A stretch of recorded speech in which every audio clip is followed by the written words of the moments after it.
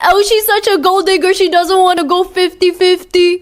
Respectfully, shut the fuck up. Baby girl, come get ready with me while I show you why I would never go 50-50 with any man. I am taking myself out on a date tonight. And this is all the makeup products I'll be using on a date. Cause I gotta look good for myself. Yeah. I've already done my skin prep. So let's start with foundation. Makeup Forever HD Skin Foundation. I don't know why the men in my comments get so triggered when I tell them how I like to be loved. Sir, calm the down. Literally, no one said you have to be the man to love me. Rare Beauty Setting Spray. Listen, Moon Boy, why are you so upset about me saying that I'd like to be wine and dined? Did I say that I want to be wine and dined by you? No.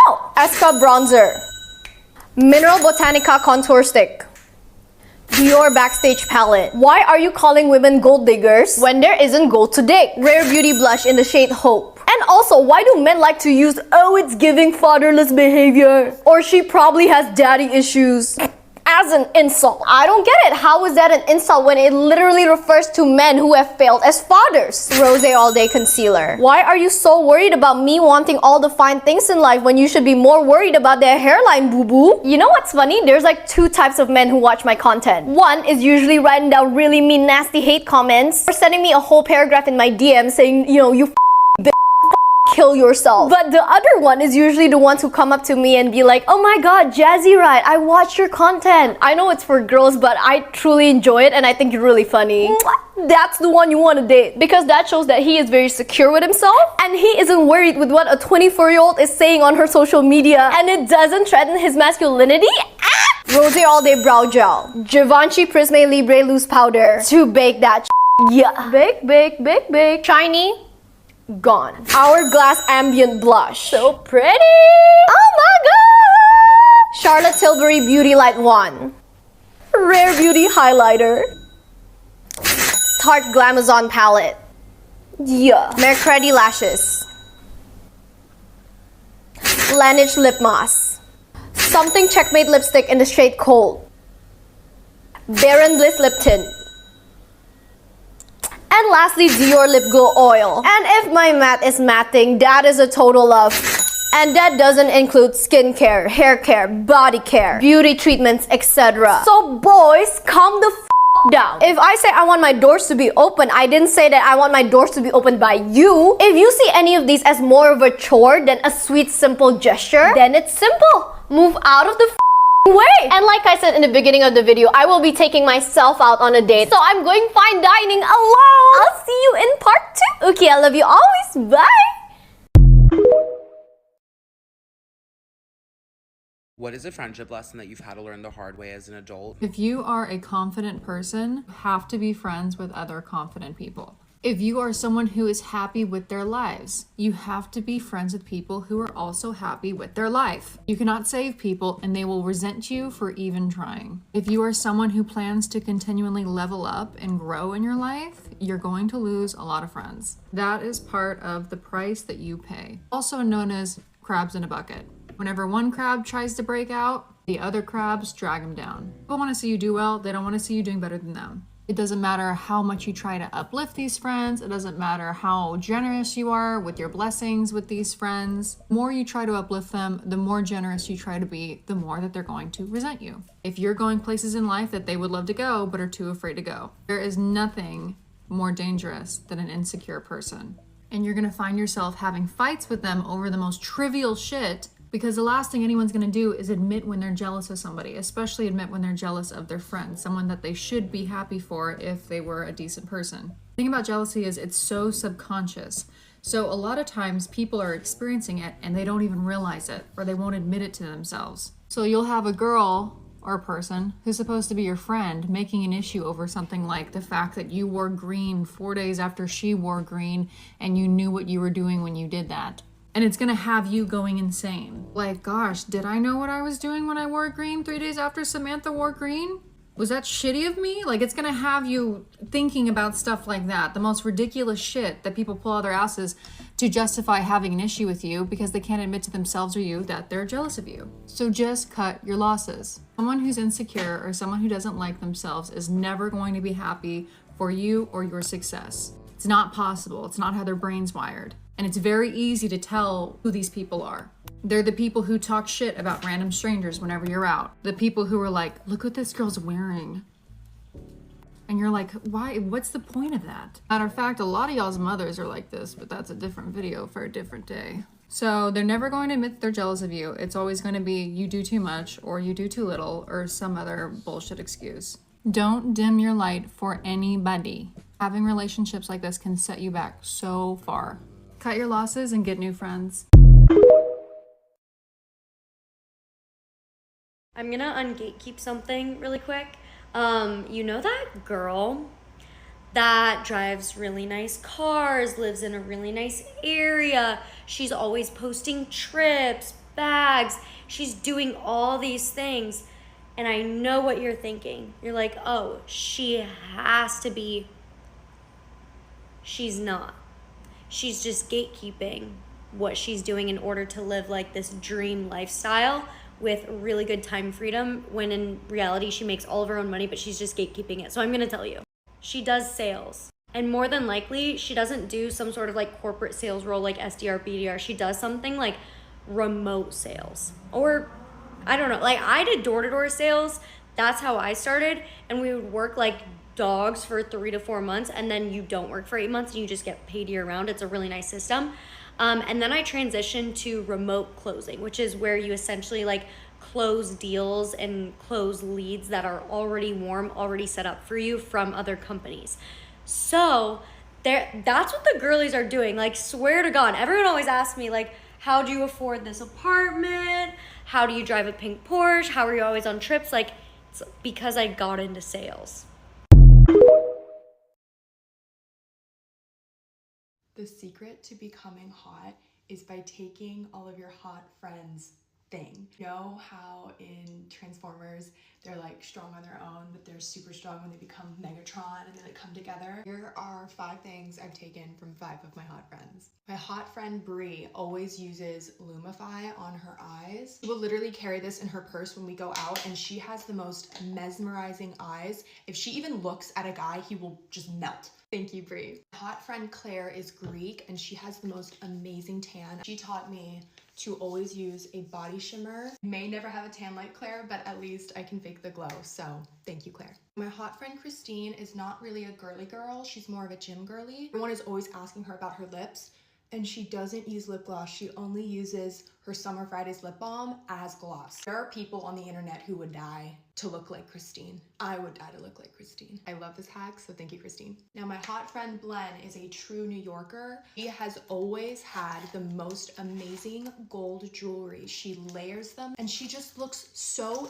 expensive and beautiful. She just looks so expensive and pretty no matter what she's wearing, because her jewelry speaks for itself. She made me not afraid to start investing in my jewelry. Thank you, Glenn. And lastly, my hot friend Ashley, who is a Southern girl turned California beach babe, uses the same lip color as her blush. Never tell if she's just been in the sun all day or if she's actually wearing makeup. It just looks so much more natural, so thank you, Ashley. Please let me know what is your hot friend's thing so we can all start doing it and then just become the Megatron of hotness.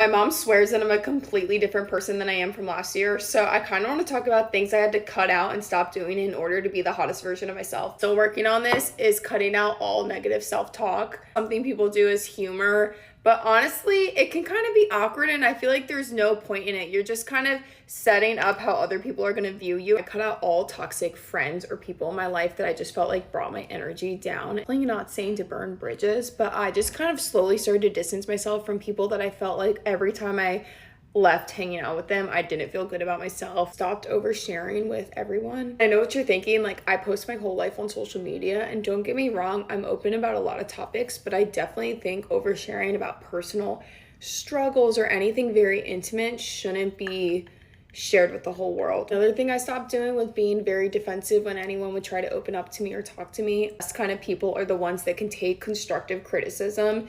This is a huge one, but I stopped asking people for their opinions. I used to be very like, what should I do? What do you think? And of course, maybe, you know, like parents could have good life advice because they've been around the block. But in general, like nitty gritty things, like I'm talking like to what outfit I should wear out down to like what I should post on Instagram, like everything I would ask someone. And it just honestly was kind of exhausting comparing myself to other people. Comparison can be a very dangerous and toxic thing. I think it's good to have, healthy competition that motivates you. But if you're like making yourself feel horrible every day about it, the quote, comparison is the thief of joy, literally sticks with me because it's so true. Like, first one that I feel like people might get mad at, but I stopped hanging out with people that didn't motivate me because I don't know, I'm one of those people that I want to be surrounded by people that are also doing great, also high vibrations. And that's not even coming from a place of trying to be judgy because everyone has their own thing. But for me, those weren't the kind of people I want to surround myself with. And I hate the quote, say yes to everything. I'm actually the exact opposite. I feel like I started doing what I actually want to do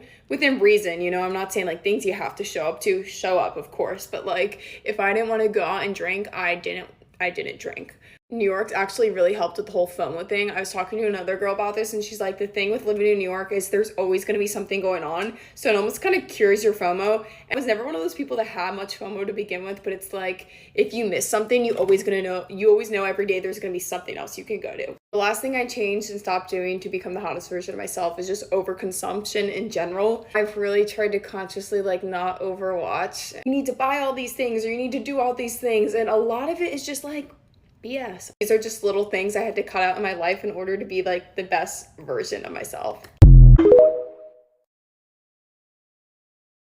The stereotype is that women are most beautiful when they're like in their late teens, like the most youthful, right? Early 20s, gravity hasn't really affected your face yet, like no real signs of aging, super plump, whatever.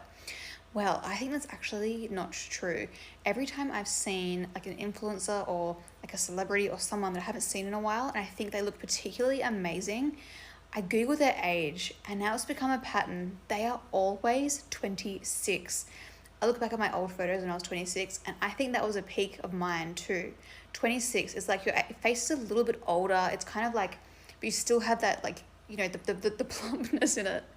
But you've aged a bit. There's something about 26.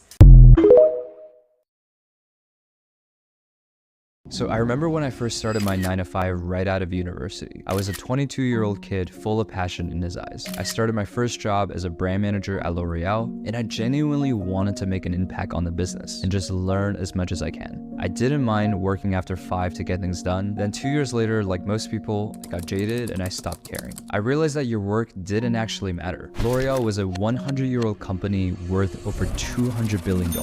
What I did was insignificant to the business, and I was just a cog in the machine. What does matter for work though is that people see what you do so that you're top of mind during the promotion season. What does matter is that your manager actually likes you. What does matter is that you don't overstep and keep your head down when it's none of your business. And don't get me wrong, I learned a ton, and I get that you kind of just have to play the game. But call me naive or call me stupid, but I always believe that work should feel meaningful. That work should be a craft, something that you can get better at every single day and feel proud of. One day, a good friend of mine out of the blue just called me. She started a chocolate company that was high in protein and high in fiber. She got on the show Dragon's Den, which is basically the Canadian version of Shark Tank, and she actually got 2 of the dragons to invest in her company. And so she called me up and she said, "James, you're my only friend in marketing. What should I do to grow my business?" And that's when I realized I wasn't learning anything useful in my job because all I could say was, I don't know. I was on a first date with a guy who brought up at least 6 or 7 times how he was. Oh, he was absolutely negging you. Let me tell you about it. Negging is an emotional manipulation tactic used to basically backhand compliment you, make innocuous statements, sometimes subtle, sometimes not subtle. And they do it so at the end of the day, you want their approval. People always tell on themselves. So this creator during this date, someone said 6 or 7 times that they're not trying to center beauty anymore, which is queuing up to this girl, well, if you're not centering beauty anymore, you don't find me attractive. The things people bring up over and over and over again to tell me 7 times that you are not centering beauty anymore in your dating life and you're on a date with me. And yes, you are playing perfectly into the role by saying to yourself, oh, well, maybe I'm just being insecure and thinking that and deducing that. No, you're not. And I'm going to hold your hand when I say this. You will not feel that way around secure people. If someone is making you doubt yourself over and over and over again, you're not hanging out with a secure person. And I think it's going to take some of you guys hanging out with happy and secure people to realize what the fuck normal is. Because normal people are not criticizing you. Even if you are deeply, deeply flawed, the people you love closest around you are not sharing what they hate most about you. It actually just doesn't come up. Negging is deeply embedded in incel culture. The pickup artist coined this term. Someone in my life negged me for a 1.5 years and admitted to every cent of it. So I'm super familiar with the ins and outs of it. Why, you ask? They said that they wanted to make me so insecure that by the end of it, I would want to date them. So here are my tips. If you think you're being negged, you probably are. And number 2, look these people in their eyes as you double down on their insult. They aren't prioritizing looks. Say to their face, well, then you must really not want to date me because I'm good looking. Look in their eyes for their response. If they seem triggered, run away.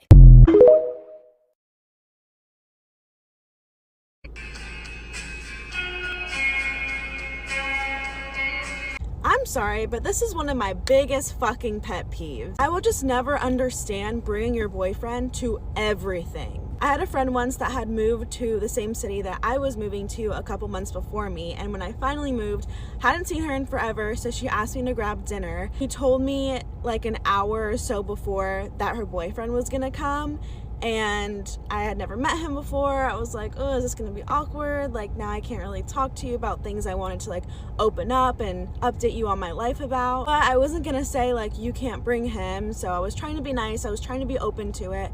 And we ended up all going out to dinner, and it was so awkward. Like, we couldn't talk about what we wanted to. He was awkwardly sitting there. And then the same girl, it was my birthday one year, and it was all girls. We all went out to dinner, and then we were gonna go and just hang out for a little bit afterwards. And she asked if she could invite her boyfriend. And I was like, I guess so. It's kind of like a girls' night. Nobody else is really bringing their boyfriends. But sure. So he actually ended up going out with his friends, and she ended up leaving the birthday early and going home because he didn't come with us. Yes, I get it. I love my boyfriend. We do a lot of stuff together, but I'm not gonna go and hang out with him when he's having a boys' night all watching football, and he's not gonna come with me if I wanna go to brunch with one of my friends. Sorry girl, but I wanna talk shit with you, and I don't need like your boyfriend or my boyfriend awkwardly sitting there like staring at us.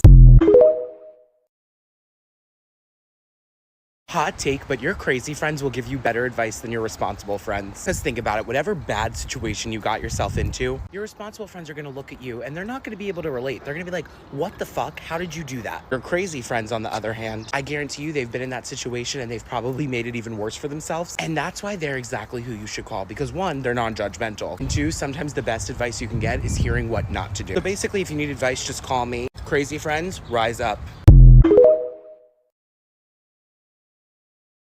In every man's life, he'll meet one woman, and this woman will have an aura, an energy, something about her that just separates her from every woman that you'll meet after that. And it really does you a disservice as a man, because you'll meet a girl who's just that girl, and then you won't be able to forget about her. You won't be able to move on from her. She'll just have that over you.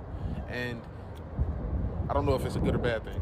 And it's crazy because as a man, you're supposed to be thinking logically and have reason behind everything you do, but there is no real reason behind why you feel so strongly about this woman. She really just got it like that. And if you just so happen to be that woman, understand that you are a dangerous motherfucker. I'm gonna be completely honest. Any woman who just approaches you with a completely different aura or energy, she automatically holds real authority over you as a man, and you're gonna want to go hard behind her because you sense the rarity behind that. Because a lot of these motherfuckers be the same person, just cut a million different ways. So when a girl is really that girl, you know it, and you know how hard you're gonna go behind her every rip. So I'm saying that to say, when you really that girl, you'll know it and he'll know it too. And if that nigga get to acting crazy after the fact, it ain't his fault, it's yours. You knew what the fuck you was doing. I have a friend who used to tell me that in order to change your life, you have to read the signs. And I was like, what exactly do you mean? And this is what she meant. I've been lost a few times in my life. You know, when you feel anxious about the future, don't know what's the right thing to do, and feel like you're alone in all of this. In these moments, we have a lot of internal pressure to make things right, which makes it much harder to make a decision. We feel like we want to control what happens next, but that's the false sense of safety. Instead, you start feeling safe when you trust that you have an ability to find the answer at the best time for you. So here's how you do it. Instead of going about your day, focusing on your problems, say, the answer is right in front of me. I will find it. Because believe it or not, the signs are actually everywhere. And all you need to do is to start paying attention. And while it feels like magic, it's a way to connect with your subconscious that already knows the answer. People often say that luck is accidental, but the ability to seize the right opportunities first starts with noticing them. Sorry, would you like a strawberry? Maybe one. Thank you so much. They're really good. And perhaps this video could be your sign. If you want to know exactly who you're going to marry, the qualities of the spouse you're going to marry, you need to be looking at your 7th house. Your 7th house rules over marriage, long-term commitments, soul contracts, and it is going to tell you exactly who you're going to marry, when you're going to get married, and where you're going to be married. If you have Sagittarius in your 7th house, you are likely to date someone out of your culture, date someone that is foreign, or date someone that's not in the same country as you. If you have Capricorn in your 7th house, you are likely to marry a CEO or someone that is super financially in tuned and really smart when it comes to business. They also tend to be a lot older. If you have your Pisces in your 7th house, you are likely to date someone that's super spiritual, super dreamy, and someone that's super open-minded. If you have your 7th house in Scorpio, you're going to marry someone that's super intense, super alluring, and can be a tad bit over dramatic. If you have Gemini in your 7th house, you may not have many long-term relationships in your lifetime, or you could get married extremely young. If you have Aquarius in your 7th house, you are likely to marry someone super unique and also someone that is overly independent. Now, if you're wanting to attract your husband or the person that you're going to marry or your soulmate, you must be vibrationally aligned. If you're wanting to amplify or attract more love into your existing relationships, I really recommend to wear some rose quartz in your manifestation rituals. If you are in a limited headspace when it comes to relationships, you will not attract the right person. If you want to go back and sleep with that man, entertain that man, go back to a situation you have no business being in because you are lacking self-respect, confidence, and dignity for yourself, and you're so desperate for validation and attention that instead of just getting yourself back to health and just being to yourself and learning how to be alone, you would rather let a man disrespect and use you over and over and over again, then just say that. That's okay. That's actually okay. I need you to just say that though. I need you to just be honest with yourself. If that's what it is, then that's what it is. Stand on that. You don't know how many women come into my DMs talking about the same thing in the same situations. I just don't know how to fight the temptation. I keep falling. I keep going back to him even though I know I shouldn't. I don't know how to go to God. I don't know how to ask for forgiveness. I feel bad. I feel guilty. Yada, yada, yada. You are a grown woman. Okay, you are an adult. You can't keep acting like you don't know how to say no. Life would be so much easier if we would just be honest with ourselves. That is okay. If honestly you are truly that desperate for connection and for companionship and for that attention and to feel validated and just to feel loved, if you are truly that desperate for it, that you are willing to give your body away again and to lay down and connect your soul with somebody else you have no business connecting back with again, or just entertaining a conversation and trying to get closure and trying to get this man to want you because your ego can't let that attachment go, or because you don't know how to be alone and you're not happy with who you are as an individual, you don't enjoy your own company, you don't know what it's like to love yourself, that is okay. Understand that. That is okay. Just means you got some things, lots of things you have got to work through, you got to heal through, you have got to give to God. Do you understand that? That just means there are some things that are deeply rooted inside of you that need to be exposed and that need to be fixed. You're gonna keep living like the way that you're living. But again, it's a choice. If you want to continue living like that and you want to continue feeling shitty about the decisions you're making and what you're doing to yourself, then stand on that decision.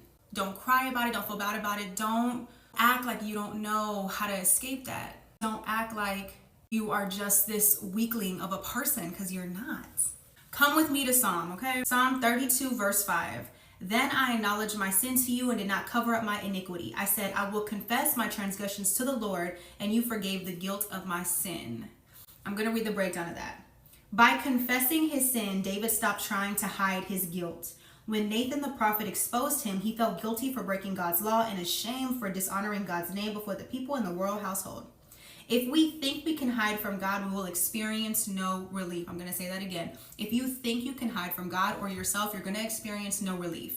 When David had been forgiven, God became his hiding place from guilt and shame. If you struggle with remorse for past sins, ask God to surround your heart and mind with his love to protect you from negative and destructive thoughts. God will surround you with songs of victory. I bring that verse up and I say this to say the best thing you can do for yourself is just be honest. Be honest with who you are and what you're dealing with and why you're doing the things that you are doing. Stop acting weak-minded because you are not that. God gave you power, love, and a sound mind. You aren't anything from weak-minded. The next time you want to do something, or the next time that you want to entertain somebody or put yourself in a position you know you shouldn't be in, then be honest with yourself. Next time that person hits you up, say to yourself out loud, the only reason why I do want to entertain this is because I don't love myself enough to choose me right now. And that's okay. Again, just be honest. As you're packing your spend the night bag, tell yourself, I'm gonna go give my body to somebody who doesn't deserve it because I don't have any self-respect right now. I know that me and this person don't belong together, and I know that this person does not bring me peace, and I suffer from such a lack of self-confidence that I actually don't believe I deserve better and I can find better, so I'm gonna keep settling and I'm gonna keep allowing myself to be disrespected in this space. Because again, if you think you can hide from yourself, you are gonna experience no relief. God became his hiding place from guilt and shame. Go to God immediately. If you are truly somebody that, again, wants to do better, wants to be better, wants to break the cycles, then you need to involve God more. You need to consult with your creator every single time you know or you're thinking about doing something you know you shouldn't. And if you decide to do it anyway, at that point you are victimizing yourself. And at that point you are doing it to yourself. You cannot get out of alignment with God. And you can't involve yourself in the things that don't produce that fruit and be upset and sad and angry about it. We are all human beings and we go through very valid human emotions. Again, it is okay to feel like all those negative things, but get to the root of it. Stop repeating it. Be honest with yourself and let God work on you. The newest trend in 2024 is going to be stoicism.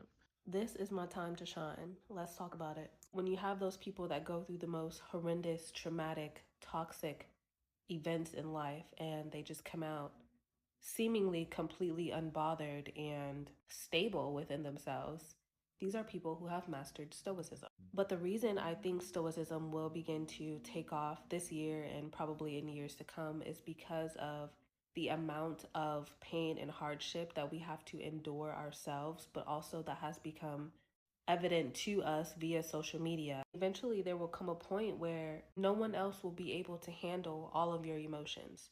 Therapists will be overworked. Psychiatrists will be overworked. The National Suicide Hotline, police will be overworked and unavailable. So people will have to learn how to master their own internal dialogues, their own pains, whatever, by themselves. And as we've seen recently, the display of emotions to any type of traumatic event is often punished. This is why people who are experiencing manic episodes and mental breakdowns are not met with compassion and care. They are placed in these institutions that completely medicate them to a point of what? Not feeling, so that what? No one else will have to deal with this person's feeling. I genuinely believe that stoicism is an excellent way to live your life because, as we've heard before, life does not get easier, you just get stronger. And stoicism will force you to get stronger quickly. People say you'll keep going back until you hate him, but I say you'll keep going back until he means nothing to you. Hate is still a strong enough feeling to keep you hooked. There's still passion in hate. He can still get a rise out of you. You'll still feel a strong pull towards him. With hate, you'll want to argue and then make up. Hate will make you write those long paragraphs. It will make you block him out of anger, but you'll still think about him every day, wishing he would change, hoping he'll still find a way to reach out to you. When he finally means nothing to you, you will walk away. When you finally feel indifferent, you no longer spare a thought for him. Hearing his name has no effect on you, and if you happen to see him out, you couldn't care less if he speaks to you or not, because you are no longer the woman who let this man bring you out of character. You are no longer the woman who forgot that you had standards. When that apathy finally sinks in, you'll wake up and realize that he was a fever dream. You look at him and can't believe he even took up space in your life or your mind. Who is this man? Someone from your past life, a fuzzy memory, no hate or love. When someone asks, "What do you think of him now?" you answer, I don't think of him at all. If you could take any advice from me, it would be this one. Please, for the love of God, do not shit where you eat.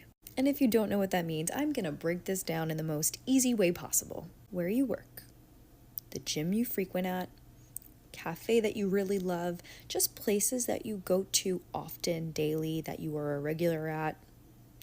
Do not ever get in a relationship with somebody from those places, especially your job. And if you do, tread lightly, but please do yourself the favor, because a lot of the time, not gonna say all the time, but a lot of the time, it does not end well. There are so many people I know that had to change jobs, change gyms they frequent at, places they go to regularly, literally move to a different state because people they got involved with in these places. It never ends well. It's not a good thing. These places should be like your home. This is your sacred place. Be no random people coming into your sacred place. Same thing goes for the environments that you frequent at. Be very mindful of who you allow into those spaces, into your world, because it may not end well. Unfortunately, a lot of the time it doesn't. A principle I live by is to let your love be unconditional, but let your presence be conditional. What I mean by that is, if you've done your part communicating maturely and you've given the other person patience and space to shift, but they are still continually and repeatedly engaging in behavior that is detrimental towards you, you can have love for them in your heart. You can wish them well. You can wish them growth, happiness, and healing. But that doesn't mean you need to hang around and tolerate their choices at the expense of yourself. It is not your job to do charity work in the form of a fully grown adult. Lead with kindness, lead with love, but also don't be a doormat. Join the revolution. Mwah. My partner canceled our wedding 2 days before it was supposed to happen. I watched your video back to back several times. I cried with you. I felt your sorrow.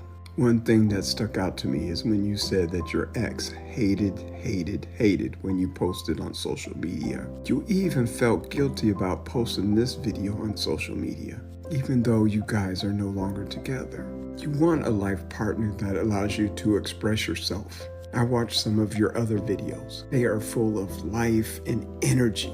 They are beautiful videos of you exploring the world. You want to be with someone who will support that. I promise you, your future self is going to be grateful that he didn't follow through. So I'd like to say, congratulations. Your real life partner is still out there and he's looking for you. He will be supportive of not just your social media influence, but he and his family will be supportive of all that you do. So cry, let it all out, feel, and then get up off the couch and continue to live. You'll be the happiest you've ever been in no time.